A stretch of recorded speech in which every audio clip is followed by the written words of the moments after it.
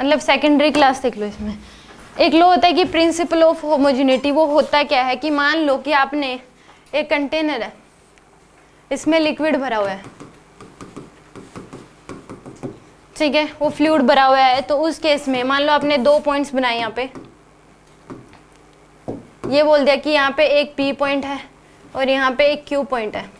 दोनों पे जो प्रेशर होगा दोनों पॉइंट्स पे वो क्या होगा, सेम होगा। बट उसके लिए कंडीशन है कि उन 2 पॉइंट्स में लिक्विड जो है वो सेम होना चाहिए। एक ऐसा रास्ता आपको जरूर चाहिए कि P पॉइंट से Q पॉइंट तक जाना है और उस रास्ते में जो लिक्विड है वो सेम होना चाहिए। ये नहीं है कि यहाँ से यहाँ तक गए तो लिक्विड अलग आ रहा है, यहाँ से यहाँ तक गए तो लिक्विड अलग आ रहा है। तो उस केस में जो प्रेशर होगा, प्रेशर एट P वो इक्वल हो जाएगा प्रेशर एट Q। यानी कि एक लिक्विड है, प्रिंसिपल ऑफ होमोजेनिटी। ये क्या है, principal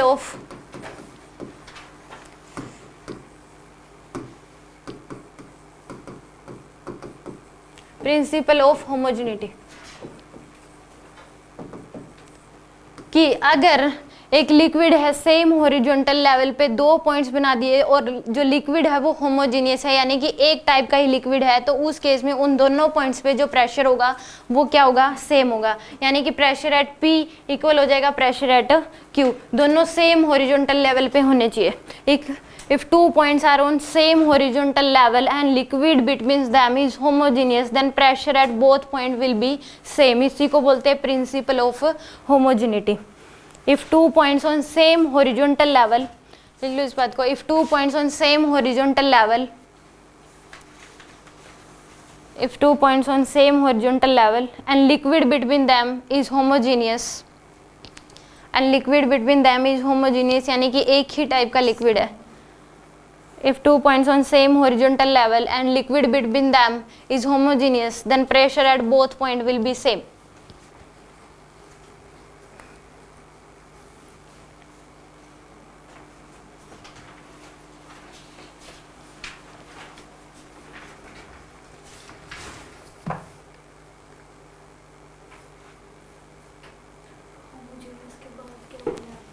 And liquid between them is homogeneous, then pressure at both point will be same।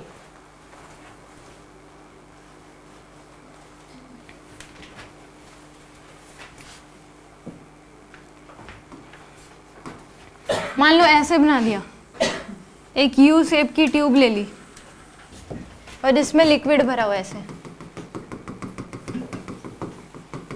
एक पॉइंट यहाँ पे बना दिया मान लो P पॉइंट और एक पॉइंट है यहाँ पे Q पॉइंट।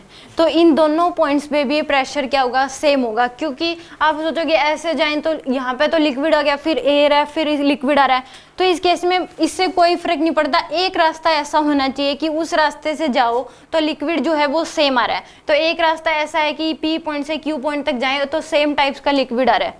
तो इसलिए यहाँ पे भी pressure at A equal to हो जाएगा प्रेशर एट Q।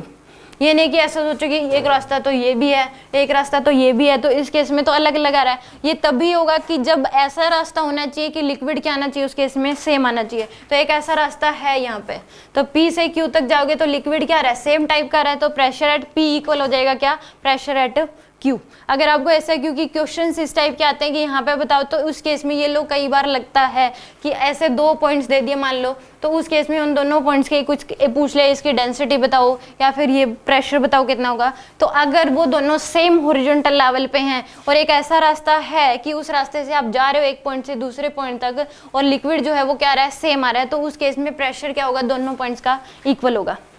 ठीक है, एक क्वेश्चन करके दिखा दो।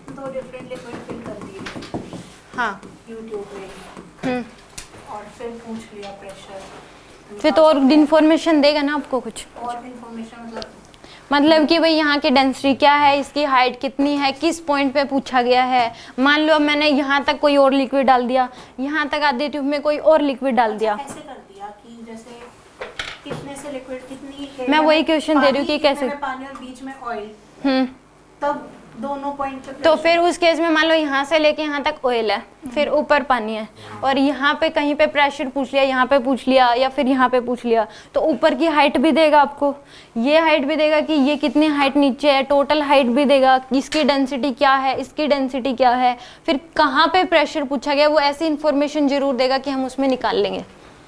ठीक है, ये क्वेश्चन करके दिखाओ आप।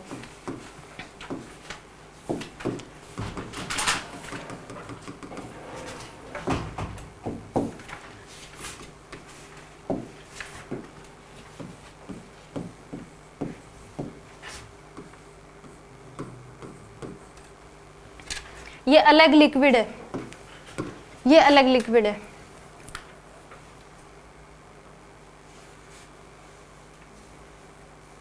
आपको इस लिक्विड की डेंसिटी बतानी है क्या होगी। जो ये पिंक वाला लिक्विड है इसकी डेंसिटी बता दो क्या होगी, और ये आपको वाटर दे रखा है, इस लिक्विड की डेंसिटी बता दो कितनी होगी। ये एक ट्यूब ये ऊपर तक चढ़ा हुआ है पानी, इसमें नीचे हाइट तक है, ये 2 मीटर तक दे रखा है आपको, और ये यहाँ से लेके यहाँ तक कितनी हाइट दे रखी है 6 मीटर। ये बताना है कि इस पिंक वाले लिक्विड की डेंसिटी क्या होगी।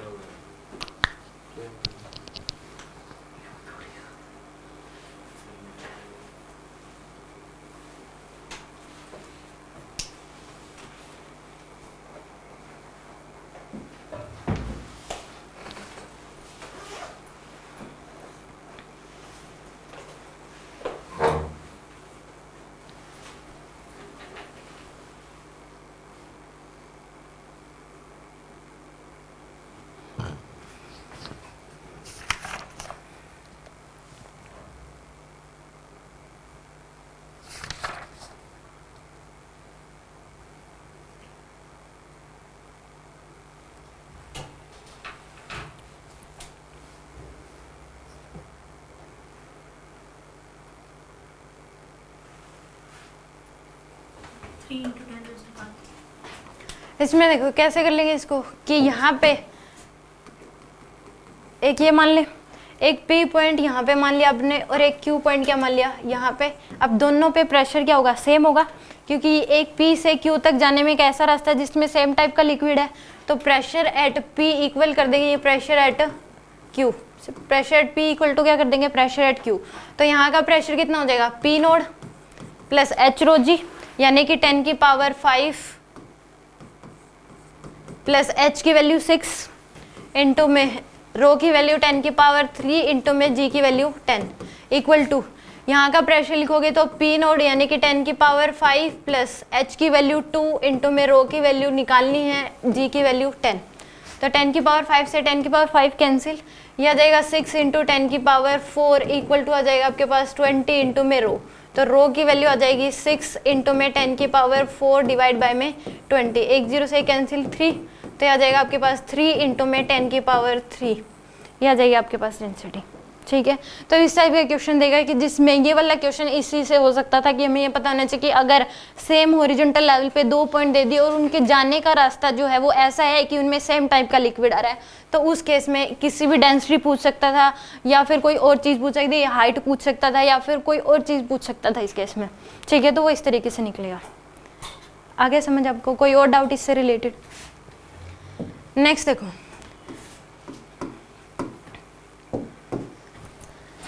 कि मान लो एक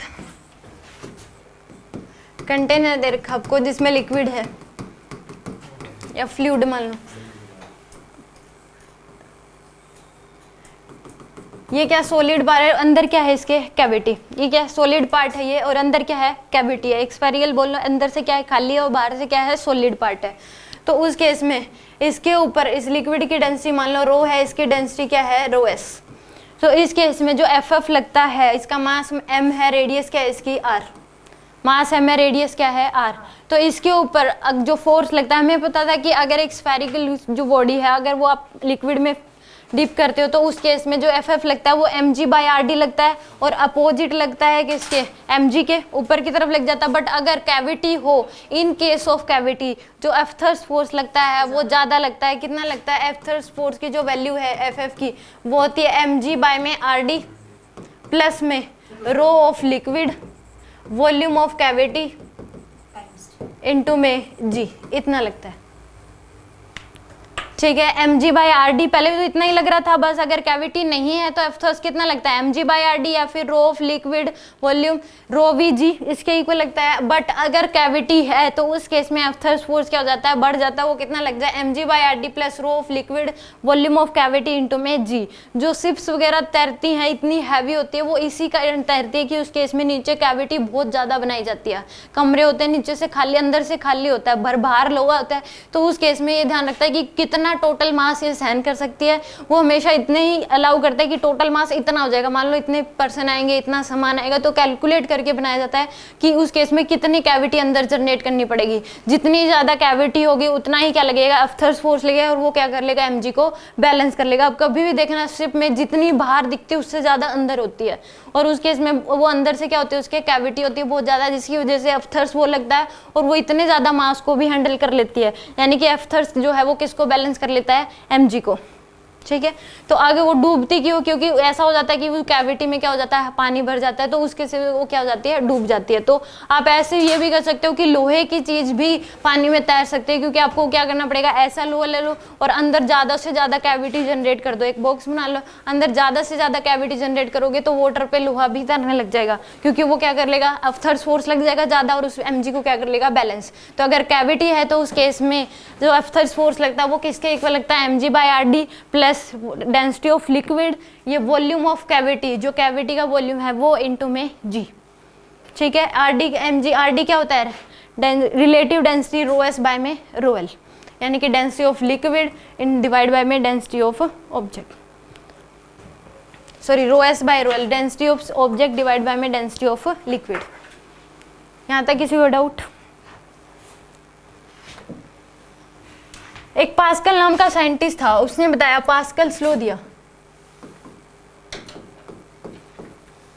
उसने क्या बताया कि मान लो एक कन्फाइंड लिक्विड ले लिया आपने,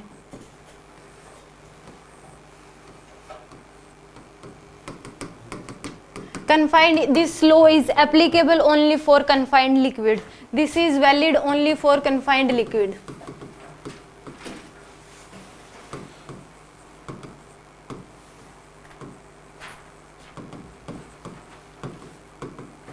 कन्फाइंड लिक्विड या कन्फाइंड फ्लूइड लिख लो कि तभी वैलिड है जब, यानी कि कन्फाइंड का मतलब कि वो चारों तरफ से बंद होना चाहिए, ठीक है, यानी कि क्लोज होना चाहिए वो लिक्विड चारों तरफ से, तो उसी केस में ये वैलिड है। उसने क्या बताया कि मान लो 3 पॉइंट दे दिए, ये ए पॉइंट दे दिया, ये बी पॉइंट, और यहाँ पे आपको दे दिया सी पॉइंट। तीनों पे अगर प्रेशर देखें तो अलग अलग होगा, ए पे अलग होगा, मान लो ए पे जो प्रेशर है वो पी ए, बी पे जो प्रेशर है वो पी बी, और सी पे प्रेशर मान लो पी सी। तीनों पे अलग अलग प्रेशर होगा क्योंकि तीनों अलग अलग जगह पे बनाए गए। यहाँ पे प्रेशर सबसे ज़्यादा होगा, फिर यहाँ पे, और फिर यहाँ पे सबसे कम ए पे होगा। बट उसने ये बताया कि पास्कल ने कि अगर मान लो इस पिस्टन का जो एरिया है वो क्या है, ए, इसका एरिया कितना है, ए, आपने इसके ऊपर एफ का फोर्स लगा दिया, क्या लगा दिया, एफ का फोर्स, तो उस केस में अगर एक कन्फाइंड लिक्विड के केस में एफ का फोर्स आपने लगाया है उसका, तो उस केस में हर पॉइंट पे, हर जगह पे जो प्रेशर है वो बराबर बराबर बढ़ता है। कितना जगह कि अगर एक कन्फाइंड लिक्विड है, आपने ऊपर से फोर्स लगा दिया, तो उस केस में हर पॉइंट पे, हर जगह पे जो प्रेशर है वो बराबर बराबर बढ़ेगा, और वो कितना बढ़ेगा, फोर्स बाय में एरिया, जितना आप फोर्स लगा रहे हो जितना उसका पिस्टन का एरिया है। तो इस केस में पहले तो यहाँ पे प्रेशर कितना मान लो जो भी था, तो अब प्रेशर मान लो यहाँ पे P1 था, PA पे प्रेशर कितना था, P1, तो वो कितना बढ़ जाएगा, F बाय A। यहाँ पे प्रेशर था P2, कितना बढ़ जाएगा, F बाय A। यहाँ पे प्रेशर था P3, तो कितना बढ़ जाएगा, F बाय A। बच्चे सोचते हैं कि पास्कल लॉ होता क्या है कि वो कहेगा कि हर जगह पे प्रेशर इक्वल इक्वल हो जाएगा, इक्वल इक्वल बढ़ जाएगा, ये नहीं कि इक्वल इक्वल हो जाएगा। अगर F का फोर्स लगाया आपने कन्फाइंड लिक्विड में, तो हर जगह पे जो प्रेशर है वो इक्वल इंक्रीज हो जाएगा, ना कि इक्वल हो जाएगा। जो यहाँ पे जो प्रेशर था वो बढ़ जाएगा कितना, F/A। यहाँ पे जो प्रेशर था वो बढ़ जाएगा कितना, F/A। हर जगह इक्वल बढ़ेगा, वो कितना बढ़ जाएगा, F/A का। If we applied an external pressure on a confined liquid, then pressure at every position will be increase equally he increase होगा। और वो कितना इंक्रीज होगा, फोर्स बाय में एरिया। ठीक है, ये है पास्कल लॉ। अगर पूछे कि पास्कल लॉ होता क्या है, तो आप कहोगे कि एक्सटर्नल प्रेशर अगर किसी कन्फाइंड लिक्विड पे लगता है तो हर पोजीशन पे जो प्रेशर है वो इक्वल बढ़ जाता है। और कितना बढ़ जाता है, जितना आपने प्रेशर लगाया है। ठीक है, ना कि इक्वल हो जाएगा। समझ में आ गया। और ये लिक्विड तभी वैलिड है पास्कल लॉ अगर कन्फाइंड लिक्विड है, चारों तरफ से अगर बंद है तो। कन्फाइंड का मतलब ये होता है, समझ आ गया ये। If external pressure is applied on confined liquid, then pressure will be, when external pressure is applied on a confined liquid, then increase in pressure. When external pressure is applied on a confined liquid, then pressure will be increased, then increase in pressure at every position will be same.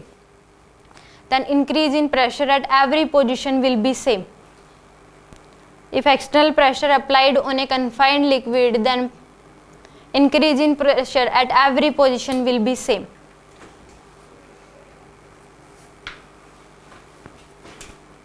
ठीक है, इसको बोलते हैं Pascal's law. Next देखो, जो flow होता है वो भी दो टाइप्स का होता है। फ्लो ऑफ जो फ्लूइड है वो दो टाइप का होता है, एक स्ट्रीमलाइन फ्लो होता है और एक टर्बुलेंट फ्लो होता है।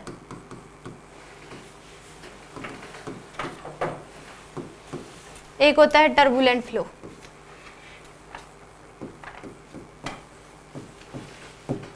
दो टाइप का फ्लो होता है, स्ट्रीमलाइन फ्लो और टर्बुलेंट फ्लो। स्ट्रीमलाइन फ्लो जो होता है वो स्लो होता है और सिस्टमेटिक होता है, और जो टर्बुलेंट फ्लो है वो फास्ट होता है और अनसिस्टमेटिक होता है।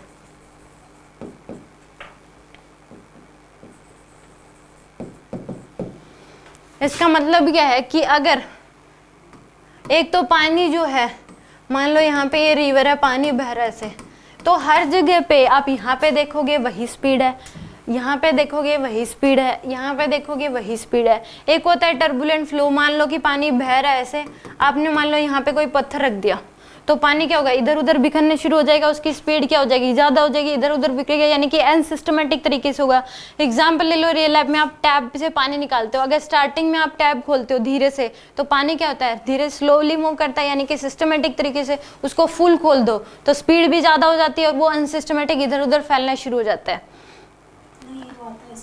आता है ऐसे, नीचे आते स्पीड ज़्यादा होती है, जैसे ही ज़मीन पे पड़ेगा तो ज़्यादा इधर उधर फैलता है, तो उस केस में वो अनसिस्टमेटिक तरीके से आता है, यानी कि स्पीड फास्ट हो जाती है।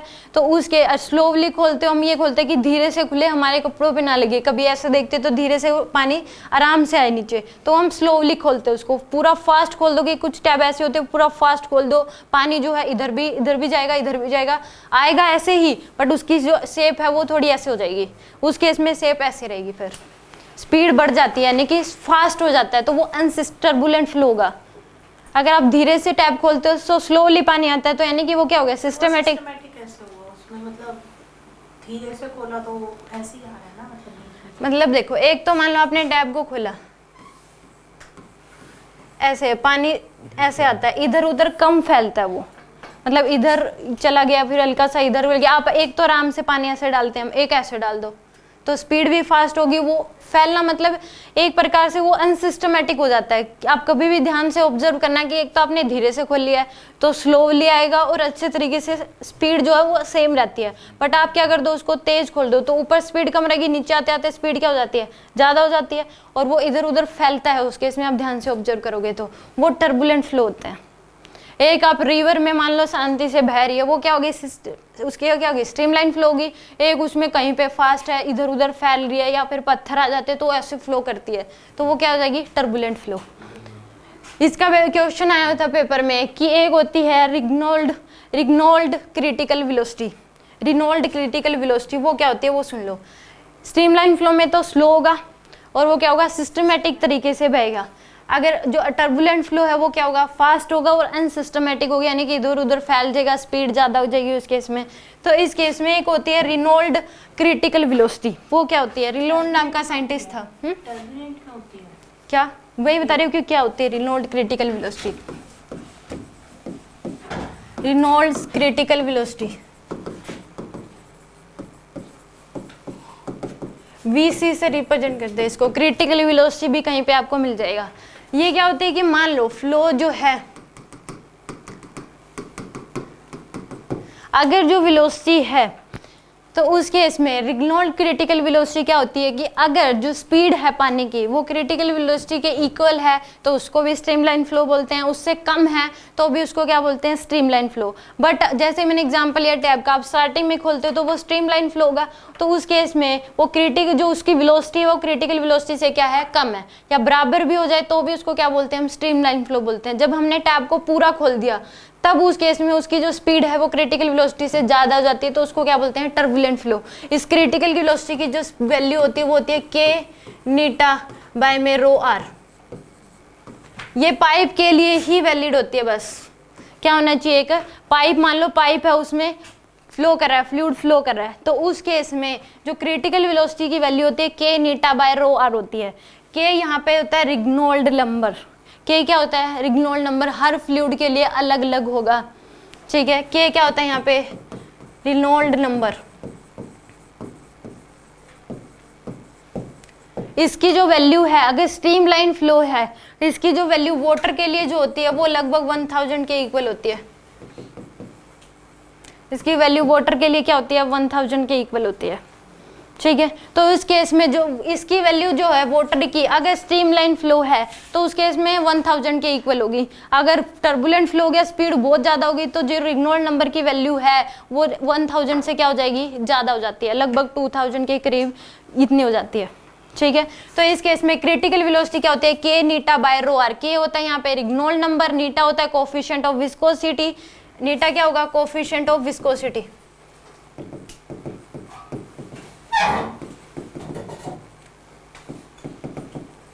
और रो हो जाएगा डेंसिटी ऑफ लिक्विड। रो क्या होगा डेंसिटी ऑफ लिक्विड। और आर होता है radius of pipe.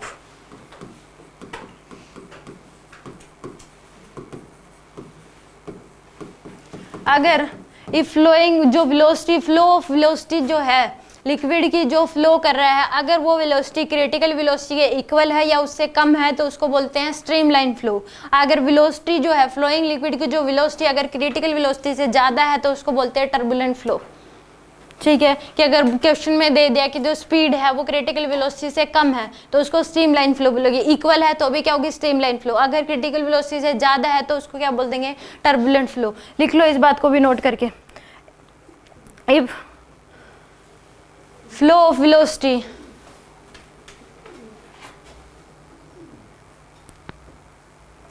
if flow velocity is less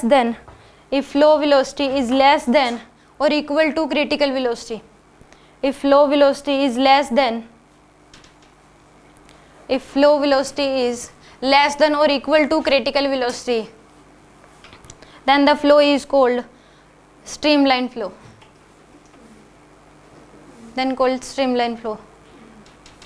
And the flow velocity is greater than critical velocity, then this is called turbulent flow.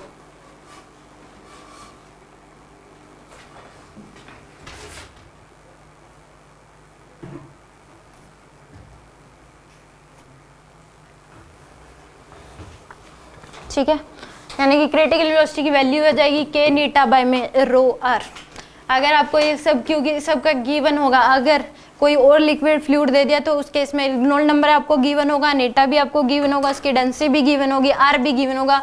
अगर पूछ लिया तो उस केस में क्रिटिकल वेलोसिटी आप निकाल सकते हो। क्रिटिकल वेलोसिटी क्या हो जाएगी K eta by rho R, ठीक है। अगर इससे कम वेलोसिटी है तो भी स्ट्रीमलाइन फ्लो बोलेंगे, इसके इक्वल वेलोसिटी है तो भी स्ट्रीमलाइन फ्लो बोलेंगे, इससे ज़्यादा है तो उसको क्या बोल देंगे टर्बुलेंट फ्लो।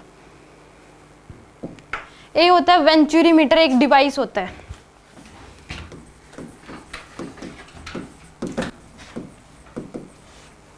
वेंचुरीमीटर क्या होता है? एक डिवाइस होता है। अगर पाइप में कोई लिक्विड फ्लो कर रहा है तो उसकी स्पीड को मेजरमेंट करने के लिए इसका यूज होता है। It is a device to use, it is device to use to find flow velocity of a liquid in pipe. It is a device, it is a device used to flow velocity of a liquid in a pipe.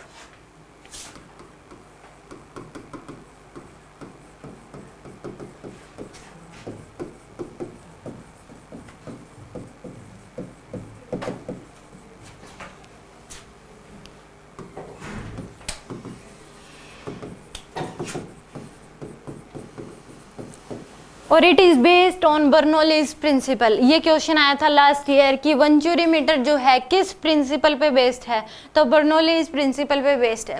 It is based on Bernoulli's principle, क्योंकि इस case में इसका जो velocity निकाल ली जाती है वो Bernoulli's theorem का यूज करके निकाली जाती है, इसलिए बर्नौलीज प्रिंसिपल पे बेस्ड है। इसमें क्या होता है कि एक पाइप होता है, ऐसे डिवाइस होता है, उसकी शेप इस तरीके से होती है।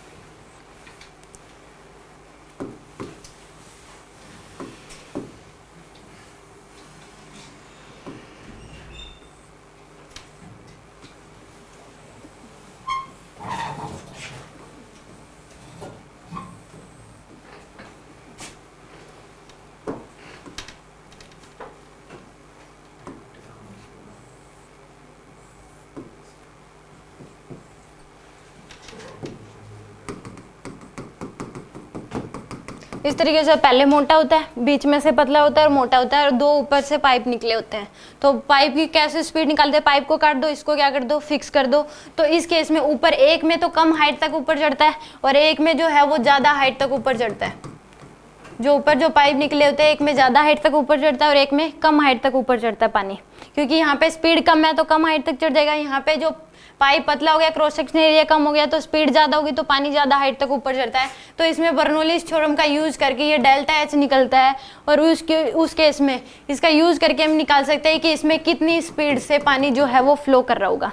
तो इसमें यही इसने इतना ही है कि जो वेंचुरीमीटर जो डिवाइस है वो किस पर्पज़ के लिए यूज़ किया जाता है। तो जो अगर पाइप है तो उसमें जो लिक्विड फ्लो करा है उसकी स्पीड मेजरमेंट करने के लिए यूज़ किया जाता है। और दूसरा इस केस में किस प्रिंसिपल बेस्ड है, तो ये बर्नौलीज प्रिंसिपल पे बेस्ड है कि एक पाइप में अगर कहीं से स्पीड निकालनी है, जो प्लम्बर वगैरह है अगर वो देखेंगे कि कितनी स्पीड से पानी फ्लो कर रहा है तो वो इसका ही यूज़ करते हैं। उस केस में वो देख लें कितनी हाइट का डिफरेंस है, तो उस केस में वो कैलकुलेशन उसमें करनी पड़ती है। प्रिंसिपल ऑफ कंटिन्यूटी भी लगता है कि यहाँ पे एक पॉइंट मान लिया, एक पॉइंट यहाँ पे मान लिया, तो पहले क्या निकाल दिया, प्रिंसिपल ऑफ कंटिन्यूटी लगा दिया, A1 V1 equal to A2 V2, फिर एक पॉइंट यहाँ पे मान लिया, दूसरा पॉइंट यहाँ पे, तो बर्नौलीज थ्योरम लगा दी कि यहाँ का प्रेशर देख लो और यहाँ का क्या देख लो, टोटल एनर्जी देख लो, total energy per unit volume, यहाँ की total energy per unit volume, दो इक्वेशन बन जाएंगे, दोनों इक्वेशन को सोल्व करके वेलोसिटी निकल जाती है।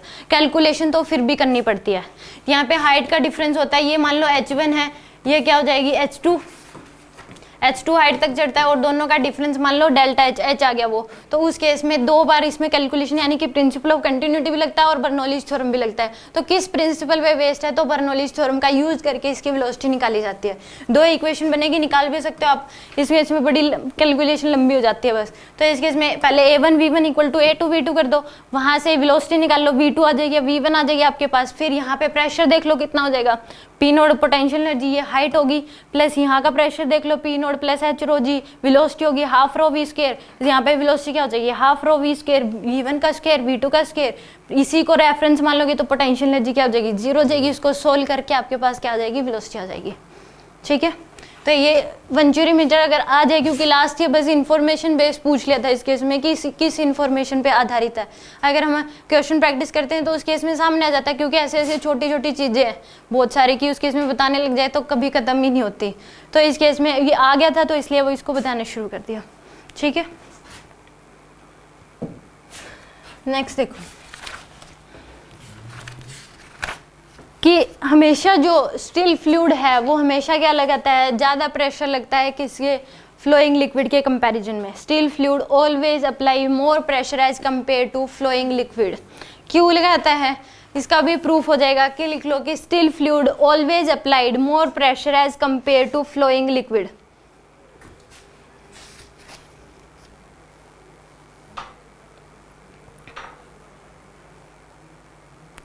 Still fluid always apply more pressure as compared to flowing liquid।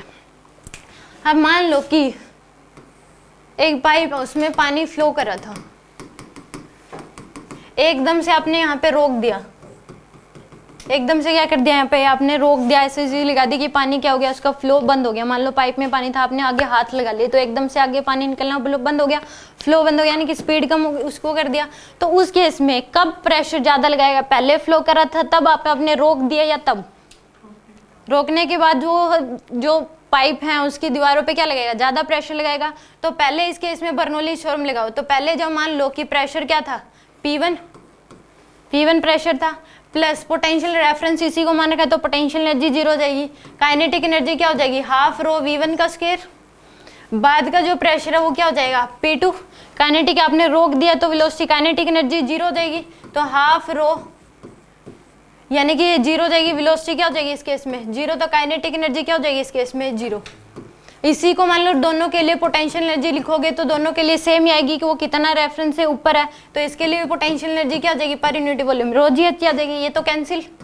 तो यहाँ पे जो P2 की P1 प्लस हाफ रो V1 का स्क्वायर इक्वल टू क्या आएगा P2, और P2 क्या है, बाद का प्रेशर है, तो वो क्या है ज़्यादा है, क्योंकि P1 में आप कुछ ना कुछ ऐड कर रहे हो। तो यानी कि ये इससे प्रूफ भी हो जाता है कि जो प्रेशर जो है वो जो स्टिल फ्लूइड है वो हमेशा ज़्यादा प्रेशर लगाता है फ्लोइंग लिक्विड के कंपैरिजन में। इसके एग्जांपल भी है रियल लाइफ में। ये जो बात है ये यानी कि बर्नौलीज थ्योरम से प्रूफ होती है। तो इसकी जो एप्लीकेशंस हैं, ये जो प्रूफ है कि हमेशा जो स्टील फ्लूइड है वो ज़्यादा प्रेशर लगाता है किसके कंपैरिजन में, फ्लोइंग लिक्विड के केस में। तो इसका प्रूफ किससे हुआ, बर्नौलीज थ्योरम से। तो इसकी एप्लीकेशंस हैं ये कि आप मान लो कि कभी भी जो एरोप्लेन्स हैं वो उड़ती भी क्यों है, वो इसी प्रिंसिपल पे, यानी कि उसकी एप्लीकेशन है वो बर्नौलीज थ्योरम की। क्यों उड़ते हैं, क्योंकि जो साइड में जो फैन लगे होते हैं वो कुछ इस तरीके से चलते हैं, वो कुछ इस तरीके से हवा को फेंकते हैं कि उस केस में ऊपर जो है वो क्या हो जाए, हवा चलना शुरू हो जाए, और नीचे वो स्टिल रहे यानी कि रुकी रहती है। ऊपर क्या हो, हवा चलना शुरू हो जाए तो ऊपर से प्रेशर कम लगेगा, नीचे से प्रेशर क्या लगेगा ज़्यादा, तो इसलिए वो ऊंचाई तक चलती रहती है। वो फैन हमेशा कुछ इस तरीके से हवा को फेंकते हैं कि ऊपर जो एरोप्लेन के ऊपर तो हवा चलती रहे और नीचे स्टिल है ही, हवा को वो उठा उठा के ऊपर फेंकते और वो चलनी शुरू हो जाती है। तो ऊपर से प्रेशर क्या हो गया, कम हो गया, नीचे से प्रेशर क्या होगा, ज़्यादा, तो उस केस में वो ऊपर उठती है, फिर वो चलती है। सेम ऐसा होता है कि ये कहते हैं कि जो ट्रेन है उसके पास मत खड़ा होकर, बस के पास मत खड़े, वो खींच लेगी। तो उसमें भी ये होता है कि पहले आप खड़े हुए थे, ना कोई बस थी ना कोई ट्रेन, तो यहाँ से प्रेशर P नोट का लग रहा था, पीछे से प्रेशर कितना लग रहा था, P नोट बराबर प्रेशर था, तो आप खड़े हुए थे। जैसे ही ट्रेन आई तो हवा क्या होगी, चलनी शुरू होगी यहाँ से, तो यहाँ पे प्रेशर क्या होगा, कम। यहाँ से तो अभी भी P नोट है, तो यहाँ से ज़्यादा प्रेशर, यहाँ पे क्या हो गया, कम प्रेशर, तो आप आगे की तरफ जाते हो, तो वो खींच लेती है पक्का ही उस केस में। तो यानी कि वो लाइन बनाई होती है कि इससे आगे मत जाओ, तो वो इसीलिए बनाई जाती है कि उस केस में जितना जाओगे तो प्रेशर इधर से ज़्यादा हो जाएगा, इधर क्या हो जाएगा, कम, तो एकदम से आप आगे की तरफ जाते हो। तो वो इसी पे बेस्ड है कि उस केस में हवा यहाँ पे बहने शुरू होगी और यहाँ पे रुकी हुई थी, तो इसलिए प्रेशर क्या लगाएगी, वो ज़्यादा लगाएगी, तो आप आगे की तरफ जाते हो। सेम अगर और एग्जाम्पल लो, मान लो आप कोई भी दो चीज़ ले लो, दो अगर आप ऐसे कागज़ ले लो, एक मूवी भी आई थी उसमें भी दिखाया गया, अमिताभ बच्चन की मूवी है, उसका नाम मेरे को ध्यान नहीं है, तो उसमें भी क्या दिखाया गया था कि उसने दो कागज़ ले लो, बीच में आप क्या मारो, फूंक मारो, वो दोनों कागज़ चिपकते हैं। तो वो क्यों, क्योंकि दो कागज है, पहले इधर से भी प्रेशर है P नोट का लग रहा था, इधर से भी प्रेशर P नोट का, दूसरा कागज है उस पर भी P नोट का प्रेशर, इधर से P नोट का प्रेशर, इधर से आपने ऐसे फूंक मारी तो हवा क्या होगी, चलना शुरू होगी। तो यानी कि इधर से तो प्रेशर क्या हो गया, फिर कम हो गया, इधर से ज़्यादा ही है। सेम इस पे इधर से प्रेशर कम, इधर से क्या हो गया ज़्यादा, तो वो चिपकना शुरू हो जाते हैं। तो ये कुछ एप्लीकेशंस हैं बर्नौलीज थ्योरम पे बेस्ड। बट बर्नौलीज थ्योरम कई सोचते हैं कि यही बर्नौलीज थ्योरम है, बट ये बर्नौलीज थ्योरम नहीं, इसकी एप्लीकेशंस हैं कि उस केस में बर्नौलीज थ्योरम तो यही है कि कोई फ्लोइंग लिक्विड है उसकी जो टोटल एनर्जी है वो हमेशा कांस्टेंट रहती है, ये होती है बर्नौलीज थ्योरम। ये सारी उसकी एप्लीकेशंस हैं। आप कभी भी देख लो, मान लो कि झोपड़ी वगैरह जो बनी होती है उसकी जो छत है, जब हवा चलना शुरू हो जाए, आंधी तूफान आती है, तो वो ऊपर की तरफ ही उठती है। क्यों, क्योंकि अंदर पहले तो क्या थी, हवा रुकी हुई थी, ऊपर से प्रेशर P नोट का, नीचे से प्रेशर क्या था, P नोट का। अब ऊपर हवा चलना शुरू होगी तो प्रेशर क्या हो गया, कम, नीचे प्रेशर क्या हो गया, ज़्यादा, इसलिए वो ऊपर की तरफ उठती है। नीचे की तरफ क्यों नहीं जाती, क्योंकि उसमें भी ऐसा होता है कि नीचे तो प्रेशर कम ज़्यादा लग रहा है, ऊपर क्या लग रहा है, कम, क्योंकि हवा चलना शुरू होगी तो इसलिए ऊपर की तरफ उठती है। यहाँ तक किसी को कोई डाउट हो तो बताओ। हम बल्क मॉड्यूलस वगैरह ये सब अगले हाँ इसी में ही है, मतलब बताएंगे, मतलब सेकेंडरी उसमें डाल रखे हैं बल्क मॉड्यूलस क्या होता है, यंग मॉड्यूलस क्या होता है, शियर मॉड्यूलस क्या होता है, तभी तो ये सेकेंडरी चल रहा है जो कि उन 2 बुकलेट्स में नहीं करवाया गया। मान लो ये क्यों बाद में करवाते हैं, क्योंकि कुछ छोटी चीज़ें रह जाती हैं, क्योंकि वो ज़्यादा इंपॉर्टेंट है, उसमें से ज़्यादा क्वेश्चन आएंगे। मान लो किसी को करना है कि भाई मेरे को तो बस 35 क्वेश्चन ही चाहिए, सही हो जाए, मेरे 120 100 नंबर आ जाए, मुझे उससे ज़्यादा नहीं चाहिए, तो वो वाला कंटेंट कर ले बस, इसको वो दूसरे को ये करने की ज़रूरत नहीं है। तो ये इसलिए सारी सेकेंडरी क्लासेस चल रही हैं कि इस केस में क्या होता है, वेंचुरीमीटर क्या हो गया, फिर जो प्रेशर वो किस में ज़्यादा हो गया, कैविटी है तो क्या हो जाएगा, फ्लो ऑफ लिक्विड क्या हो गया, ये तभी इसमें सेकेंडरी प्राइमरी और सेकेंडरी 2 पार्ट्स में डिवाइड कर दिया। ठीक है, तो इस केस में यहाँ तक किसी को कोई डाउट हो तो बताओ। अब देखो, एक हमने ये 2 पढ़ लिया था कि अगर वाइड कंटेनर है तो उस केस में जो हमने देखा था कि वेलोसिटी कितनी हो जाएगी। अगर मान लो एक वाइड कंटेनर ले लिया और आपने उसमें क्या कर दिया, एक ओरिफाइस कर दिया, होल कर दिया, तो उस केस में जो लिक्विड बाहर आता है उसकी वेलोसिटी क्या होती है, h हाइट नीचे करा तो वेलोसिटी क्या हो जाएगी उसकी √2gh। और अगर ये हाइट कितनी हो जाएगी, पूरी हाइट मान लो h है, पूरी हाइट कितनी है इसकी h, तो ये हाइट कितनी हो जाएगी h माइनस h। तो ये पानी यहाँ से लेके यहाँ तक ग्राउंड तक पहुँचेगा, कितने टाइम में पहुँचेगा, तो वो कितनी हो जाएगी √2h minus h by g। ये आ जाएगी। वेलोसिटी जो होगी वो कितनी होगी √2gh, वेलोसिटी ऑफ रिफ्लेक्स बोलते हैं इसको। और टाइम जो लगेगा ग्राउंड तक पहुंचने में वो आ जाएगा √2 इंटू में h minus h divide by में g। ये होगा रेंज जो होगी वो क्या हो जाएगी आपके पास, टाइम इंटू में वेलोसिटी ऑफ रिफ्लेक्स। और इसमें रिएक्शन फोर्स जो लगता है वो क्या होगा, ρAVE का स्क्वायर, a क्या हो जाएगा इसका एरिया, ये हो गया। तो इस केस में सेम होता है कि अगर नैरो वेसल दे दिया तो उस केस में क्या होगा, देख लो, velocity of reflex in case of narrow vessel, velocity of reflex in case of narrow vessel।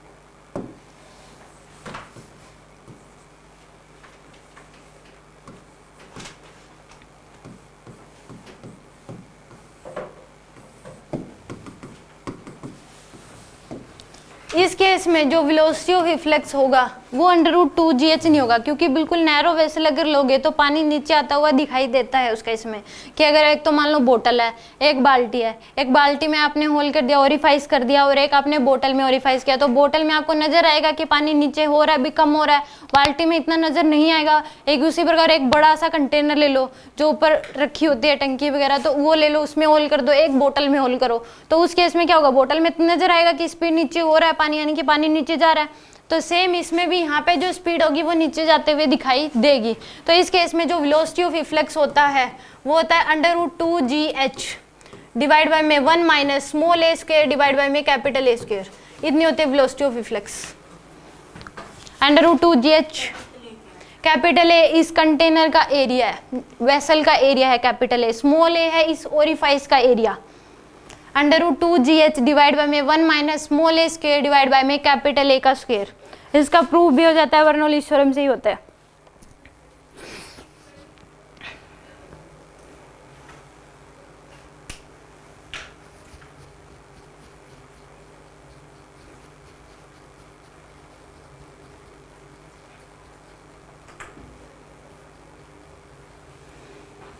ये तो क्या हो जाएगी वेलोसिटी ऑफ रिफ्लेक्स। टाइम तो वही रहता है कि कितने टाइम में नीचे पहुंचेगी, टाइम तो वही आएगा। ये हाइट कितनी है h माइनस h, तो टाइम यही होगा √2 इंटू में h minus h divide by में g। टाइम इतना ही, टाइम का फॉर्मूला वही है, रेंज का फॉर्मूला भी वही है, वेलोसिटी ऑफ रिफ्लेक्स इंटू में टाइम। और जो रिएक्शन फोर्स लगेगा वो भी यही होगा ρAVE का स्क्वायर। इसमें वेलोसिटी ऑफ रिफ्लेक्स ये वाली हो जाएगी फिर। ठीक है, तीनों में ये, इसका प्रूफ भी बर्नौलीज थ्योरम से ही होता है। कैसे होता है वो भी देख लो।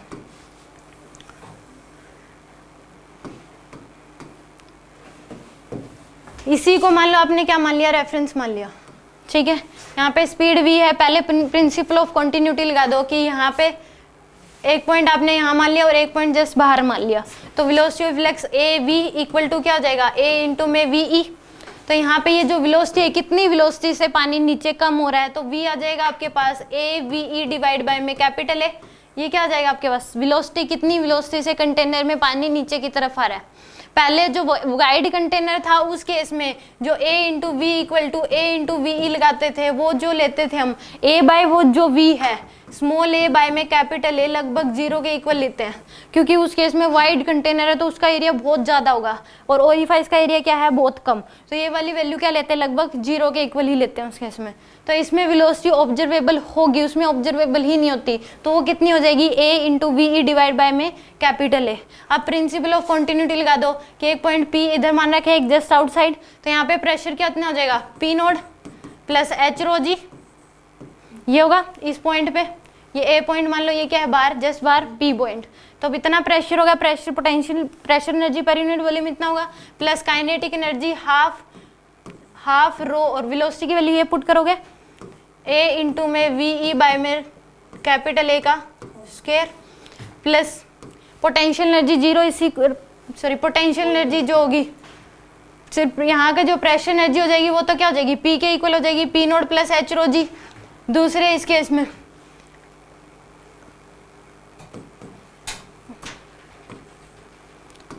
B पॉइंट पे अगर देखोगे तो प्रेशर एनर्जी कितनी हो जाएगी, P nought plus kinetic energy कितनी हो जाएगी, हाफ रो वी की ई का स्क्वायर, ये हो जाएगी, और पोटेंशियल एनर्जी 0। अब इसको सोल्व कर लो, आपके पास क्या आ जाएगी, वेलोसिटी ऑफ फ्लक्स की वैल्यू निकल के आ जाएगी कि कितनी होगी इस केस में, ठीक है। सोल्व करो इसको, पोटेंशियल एनर्जी 0 दोनों ही केस में लोगे ना 0, इसी को रेफरेंस मान रखा आपने। सिर्फ P note pressure energy P nought plus यहाँ के ले लिया आपने एच रो जी, इसी को रेफरेंस मानो। मतलब कंटेनर में अब किसके रेफरेंस मानोगे आप, नीचे भी है वाटर ऊपर भी वाटर है, तो ये मान लो कि सारा का सारा जो पानी है वो यहीं पे इकट्ठा हो रखा है। या फिर आप मान लो कि P नोट यहाँ पे pressure energy per unit volume तो P हो गया, प्लस जो पोटेंशियल एनर्जी है वो कितनी हो जाएगी, एच रो जी। तो यहाँ पे इसको रेफरेंस मान रखा है, तो दूसरे B पॉइंट के लिए प्रेशर एनर्जी क्या हो जाएगी, 0, sorry potential energy per unit volume क्या हो जाएगी, 0 हो जाएगी। यहाँ पे जो pressure energy per unit volume होगी वो क्या हो जाएगी, P से रिप्रेजेंट करते हैं उसको, P हो जाएगी। पोटेंशियल एनर्जी जो होगी वो कितनी हो जाएगी, एच रो जी। काइनेटिक एनर्जी कितनी हो जाएगी, पॉइंट पे पोटेंशियल एनर्जी 0 क्यों, क्योंकि वो रेफरेंस पे रेफरेंस ही है तो एक ही भी हो जानी चाहिए, तो दोनों के लिए 0 लिखिए, इसमें लिख दो 0 दोनों के लिए, इसके लिए भी 0। तो अब देखो यहाँ पे कंटेनर है जो वो प्रेशर, हाँ pressure energy per unit volume में लिखा है, क्योंकि एक तो P नोट एटमॉस्फेरिक प्रेशर लगेगा, एक ऊपर जो पानी है उसकी वजह से भी प्रेशर लगेगा ना। तो टोटल P नोट मतलब P में कंसीडर कर P में कंसीडर करो तो P को लिखो ना, फिर P nought plus H rho जी खोल के लिखोगे ना उसको, फिर बाहर भी तो आपने P नोट ही लिखा ना, समझ में आ गया। तो पूरा जो टोटल जो प्रेशर एनर्जी लग रहा है, एक तो P नोट एटमॉस्फेरिक प्रेशर लगेगा, एक उसकी हाइट की वजह से लगेगा, तो P nought plus H rho g total ही है ये, plus half rho V square, plus में पोटेंशियल एनर्जी 0। B पॉइंट पे प्रेशर एनर्जी क्या हो जाएगी, P nought plus half rho V E का स्क्वायर। इसको सोल्व कर लो, P नोट से P nought cancel, H rho g plus में half rho A square V E का स्क्वायर डिवाइड बाय में कैपिटल A का स्क्वायर इक्वल टू आ जाएगा हाफ रो वी ई का स्क्वायर। रो से रो कैंसिल, तो इसको सोल्व करोगे तो आपके पास वेलोसिटी ऑफ फ्लक्स आ जाएगी, कितनी होगी,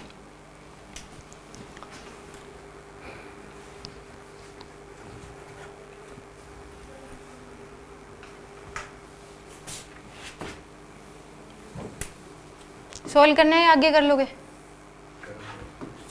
यह आ जाएगा एच जी प्लस में ए स्क्वायर बाय में capital A square V square by 2 H G sorry equal to आ जाएगा वी स्क्वायर बाय में 2।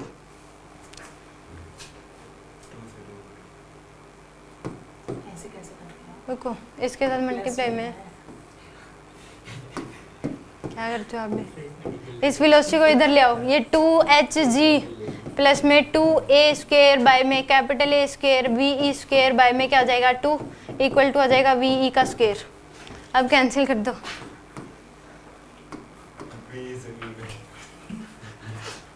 कुछ भी काट दोगे आप तो ऐसे 2hg प्लस में ए स्केयर बाय में, इसको इधर ले जाओ, वी ई का square minus A square V E square divide by में कैपिटल ए का स्केयर, आ गया। 2hg, इसमें से वी ई स्केयर कॉमन ले लो, यह जाएगा 1 minus small A square by capital A square, इसको डिवाइड में ले आओ, 2hg डिवाइड बाय में 1 minus small A square divide by में कैपिटल ए का square equal to V E, पूरे का अंडर रूट कर दो इस तरह, वी आ जाएगा। आ गया समझ? किसी को कोई डाउट? श्योर? इसमें बाकी रहता है वो कल करेंगे।